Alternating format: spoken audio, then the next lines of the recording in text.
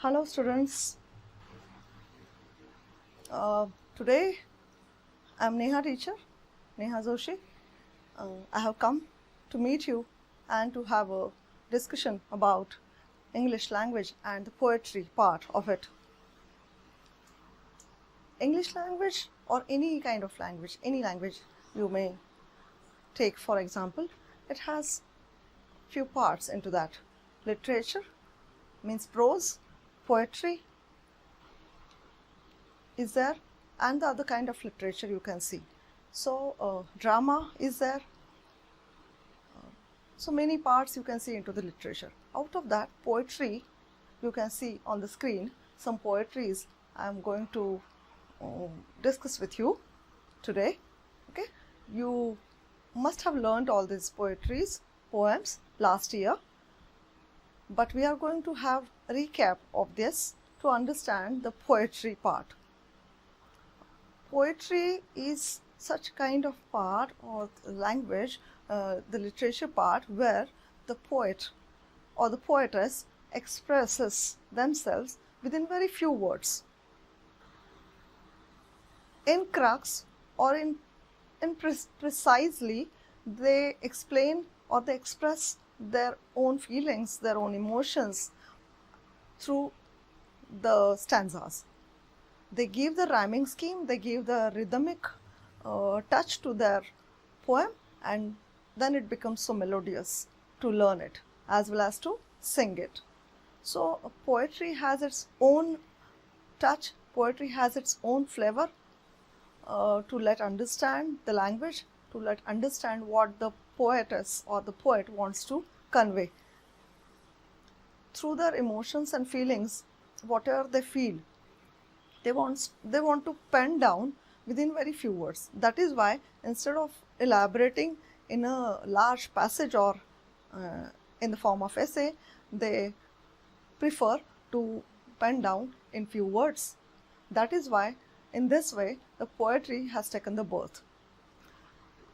In few words but has the deeper meaning, poetry always conveys the message whatever poet or poetess wants to say, whatever they have in their mind, whatever they might have seen, whatever they might have experienced, they pen down through the words. So in this way, poetry has its own importance in the language. For example, many poets are there into English literature. William Wordsworth is there, William Shakespeare is there, Robert Louis Stevenson is there, many are there. So amongst them, today we are going to learn the poem, or we would say the study of poem, which is written by Robert Louis Stevenson. The poet is traveling somewhere, he is going out of station by train, okay, and in his journey, whatever he experiences, he has written into the form of poem. Such a melodious poem it is. So let's read it first. Faster than fairies, faster than witches, faster than fairies, faster than witches, bridges and houses, hedges and ditches,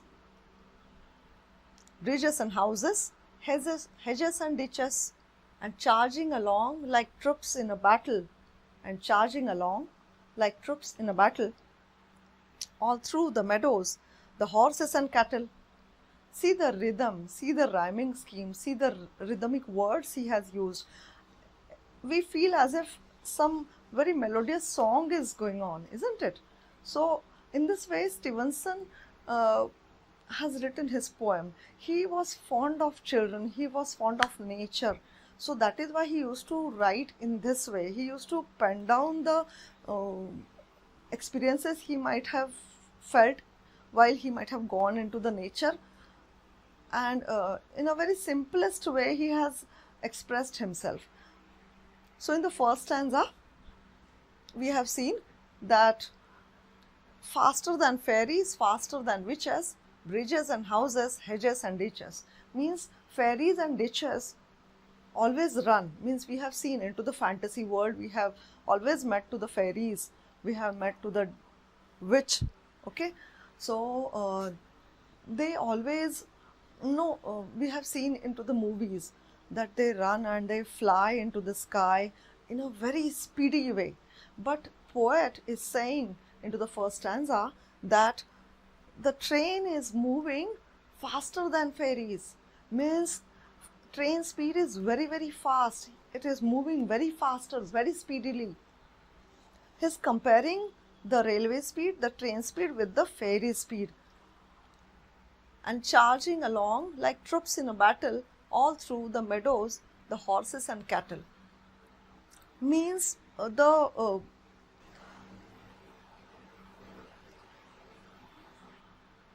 hedges and ditches. Hedges and ditches. Hedges means the small bushes which we can see along the roadside. Many bushes are there. Okay, while we sit into the train and while we start traveling, everything is moving so fast, isn't it? You must have experienced this so many times while you might have traveled along. So into the train journey, you might have experienced all these things, that when the train starts, it moves, everything, whatever we see out of the window, everything runs so faster. We feel as if it is moving so faster. So in that way, the poet is saying that whichever little bushes are there along the roadside, those all bushes and the narrow channels from where the water passes. So those channels also are running fast, those bushes also are running fast. But actually, bushes or trees can run? No, they can't run. But we are feeling, or the poet is feeling, that as if they are running, because we are into the moving train, we are sitting into the moving train. I'm feeling as if I'm a speaker of this poem. So that is why I'm saying we are. Understood? So poet is saying that he is feeling as if the train is moving faster than fairies and faster than witches, and everything along the roadside, all the little bushes and the channels, the narrow channels which are being dug along the roadside, are also running fastly and charging along like troops in a battle. Means in the battle, when the troops of the horses and the elephants, how they run so fast, like that I am feeling. The poet is saying that I am feeling like them. These all bushes and ditches are also running fast all through the meadows, the horses and cattle. So everywhere he can see, poet can see the meadows, the green grass is everywhere. Whenever he looks out of the window during his train journey, he finds that everywhere grass is spread. All over the meadows are there. So through the meadows, the horses and cattles, the cows and bulls and all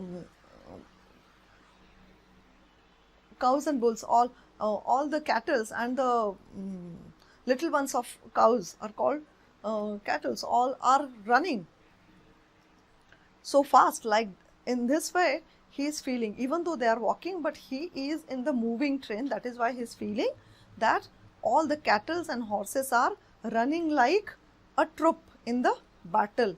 In the battle, how they run in the field, in the war, whenever on the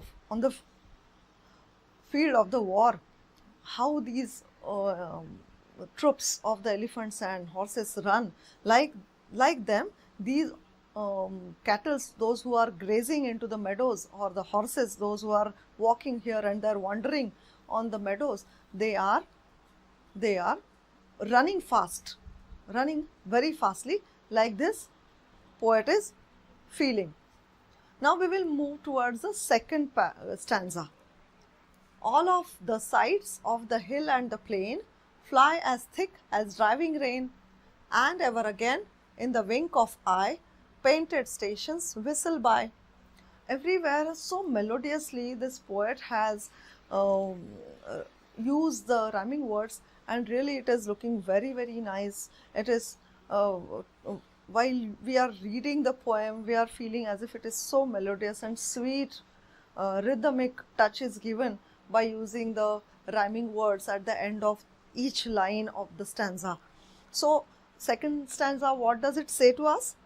All of the sides of the hill and the plain fly as thick as driving rain. Means everywhere from the train, when the poet looks out of the window, he sees the hills and the plains. Plains he can see, the hills he can see, and the rain is also there. Okay, and ever again in the wink of eye, means everything is vanishing within the wink of eye. Wink of eye means when we do like this, wink of eye, in a moment, those all scenes are disappearing, they are going back, they are vanishing. Means hills I can see the plains even, but they are within the glimpses. I am getting the glimpses of all this because I am sitting into the moving train. So that is why into the wink of eye, these all scenes are being vanished. Painted stations whistle by. So the painted stations whistle by means in this way I can hear the station, I can see the stations, and the whistle of the train also I can hear. In this way, as the train passes the stations, I can hear the sound of whistle of the train. So in this way, he is narrating and describing whatever he is seeing and watching through his journey. Okay, he can see the hills, he can see the plains, he can see the meadows, he can see the cattle and horses. Okay, and he can see the painted stations, means stations are being painted very decorated properly, as well as he can hear the sound of the whistle of the train. In this way, he is describing everything, whatever he has experienced through his journey. Here is a child who clambers and scrambles all by himself and gathering brambles. Here is a tramp who stands and gazes, and there is the green for stringing the daisies. In the third stanzas, his train is moving ahead. Now what he can see, he has watched that one child he can see out of the window who clambers and scrambles. Clamber means he is climbing up somewhere. He is climbing or he is moving and climbing somewhere, means the hill or the small hill part he might have seen from the window, poet has seen, and on that hilly area this child is climbing up. And but he is feeling very much difficulty into climbing, so that is why it is written scramble. Scramble means he is feeling and he is facing so much difficulty while he is going up on the hill, or his while he is walking, he is facing difficulty. Many rocks might be there, or some holes might be there. Okay, so that is why he is facing some difficulty. So here is a child who clambers and scrambles all by himself and gathering brambles, means while he is passing through his path, he is facing some bushes with thorns. Okay, so he is having his meeting over there some small bushes with having thorns, and some blackberries also there. Okay, he can see the bushes with the thorns and blackberries. So while he is going up, he is climbing, he is facing some difficulty, but along with that he is getting some blackberries at the roadside. Here is a tramp who stands and gazes, and there is the green for stringing the daisies. Tramp means a person who is barefooted. Okay, he has not put up his shoes, and he is all alone, and he is going, he is walking, he is traveling, he is a trespasser, we can say. Okay, he is all alone, he is moving, and is just passing his journey. Here is a tramp. The tramp means the person who is having no job, who is having no home. Okay, homeless person, and he is moving, just is passing from that road. Who stands and gazes, who is standing over there and he is gazing. Gazing means he is staring the scenery, the climate, the things which he can see through a journey. So here is a tramp who stands and gazes, and there is the green for stringing the daisies, and everywhere he can see the greenery, and daisy flowers are having the blossom over there. The bloom of daisies he can see over there, and he can see the daisies, he can see the greenery, and everywhere whenever he passes through the meadows, he can experience those daisies over there.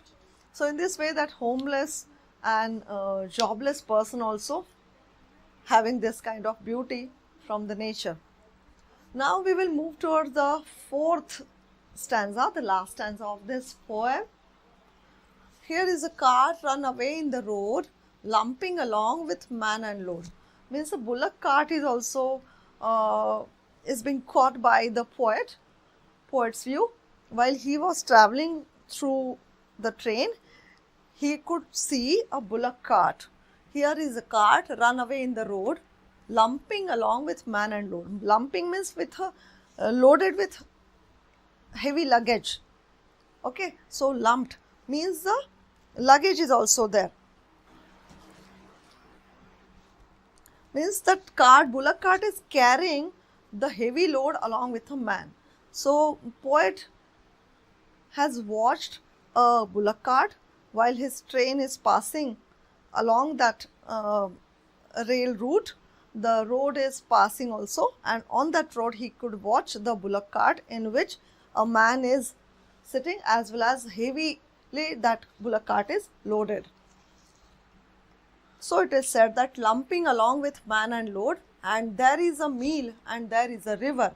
So he could see so many other things along the roadside. He could see the mill also. It might be the mill of the factory, or the mill means where the windmill he might have seen. Okay, and the river also along with mill he could see into his journey. Each a glimpse and gone forever. For a moment he could see all these things, and within a fraction of second that is gone forever. He is not able to see those things again. So that is why with each a glimpse and gone forever means only one glimpse I could see of this mill, of this river, of this bullock cart, of that loaded bullock cart with the heavily loaded bullock cart with the man, and within few seconds, fraction of second, it is all vanished. It is passed away, and I am just moving ahead and ahead. So in this way, Robert Louis Stevenson, R.L. Stevenson, a very well-known poet, has described his own journey. He might be going somewhere by train, and while he was traveling, he had seen all these things. That is why he has explained and described in such a melodious way for us, and that is why from a railway carriage means is a compartment. Okay, from the compartment of the railway carriage means railway compartment, I have seen all these scenes, and that is why I want to convey my feelings and whatever I have seen during my railway journey, my train journey, through the words. That is why he has written in such a way. Now when the poems will be there, that time you will have to read it properly. You will have to understand what the poet wants to convey, and then you will write the answers. Then you will have to write the summary, and you will have to find out the hidden meaning, whatever he wants to convey through the words. So because always poet or poetess always have a deeper meaning which they want to express through the set of words, but very few words they use it and they just express themselves. That is why the poetry has to be read nicely twice, thrice, and then you will have to find out the meaning of it. Here I have written A, B, B, B, C, D, E, D in this way. Means I have put up the rhyming scheme. Okay, faster than fairies, faster than witches. So fairies and witches is not the rhyming, but bridges and houses, hedges and ditches. Okay, so I have written in this way. A, then witches, houses, same rhyming is there. That is why B, B, then hedges and ditches, B again. Charging along, no other rhyming word is there with along. So C I have put up over there. Like troops in a battle, all through the meadows, the horses and cattle. So meadows word also doesn't have any kind of similar rhyming That is why it has given the E, this one. So A, B, B, B, C, D, and battle and cattle are having the same rhyming. That is why that is the rhyming pair. So the horses and cattle. So D, D I have put up in this way. So you have to find out the rhyming scheme from the poem.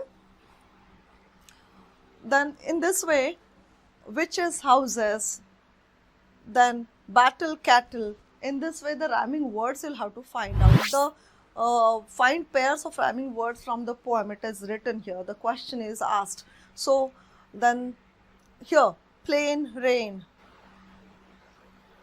Then I, buy. These are the rhyming words which he has used at the end of each sentence or in the stanza, so that poetry should get some kind of rhyming scheme. Understood? Here, scrambles, brambles. In this way. Okay. Now, road, load, silver, river, or river ever. In this way, some rhyming words he has used, and he has made the poem very sweet and melodious to sing. Questions will be asked based on these stanzas, that what you can see through the sights seen through the railway carriage mentioned in the first stanza. So in the first stanza, what kind of railway scenes or the scenes, you can see, the sights you can see. So which sights? That bridges I can see, means bridges and houses, hedges, small bushes, and ditches means long narrow channels from where the water passes I can see, and the meadows and the cattle and horses. All these things I could see are being seen or watched by the poet in the first stanza. It's mentioned in the second stanza. Now in the second stanza, what kind of sights the poet has seen? In the second stanza, we can see that the hills and plains are being written. These words means he has seen the hills, he has seen the plains, he has seen the painted stations, the stations wherever the railway must have taken the halt. And so in this way, what he has seen the hills, he has seen the plains, okay, while he must be watching from the window of the carriage, of the compartment where he might be sitting. From there, what he has seen the plains, he has seen the hills, he has seen the stations which have come across during his journey. So in this way, these sights he has seen into the second stanza. That is the third stanza, which sights are being mentioned.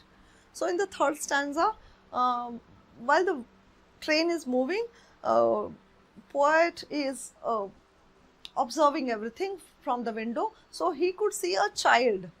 The child is moving and walking facing with difficulty on the hilly area, okay, where the small bushes with thorns and the blackberries he could see.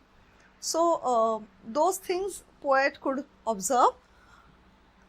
Then he could see the person who doesn't have any job, who doesn't have any home, or jobless, a homeless person who is walking barefoot, okay, he has not worn any shoes or footwear. So that person is being called as a tramp. Here is a tramp. So in this way, in the third stanza, poet watches a child, poet watches the blackberries, poet watches the hill area where the child is moving or walking, and the thorny area, the rocky area where he is facing some difficulty, and the tramp, the person, the other person also he might have seen. The poet has seen another person who is barefooted, he is walking, and the greenery everywhere he could see during his journey. In this way, these are the sights are being mentioned into the poem which are being observed by the poet. Why the sights said to fly means they are moving back. So in this way, some words or the sentences or the set of words meanings will be asked through the questions. Into this question, it is asked that why the sights are said to fly. Sights can't fly, but it is said that the sights are flying. Why? Because through the point of view, through the eye of poet, we can see that he is moving, he is sitting in the train, and that is why everything is, whatever he is saying, whatever he is watching, everything is going back so fastly and rapidly. Now, does the last line make you happy or sad? Why? Means, yes, it is making me happy, isn't it? If a beautiful scenery, if I'll watch through the window of train, and if it is passing within a moment, and if I'm not going to see it again, then of course I'll be sad, isn't it? So you must have experienced all this train journey in your life sometimes. So you must be recollecting all these memories in your mind. You must have connected yourself with the poet's lines. You must have enjoyed, I think. I hope so. You must have enjoyed this poem. This, that charging along like troops in a battle, fly as thick as driving rain.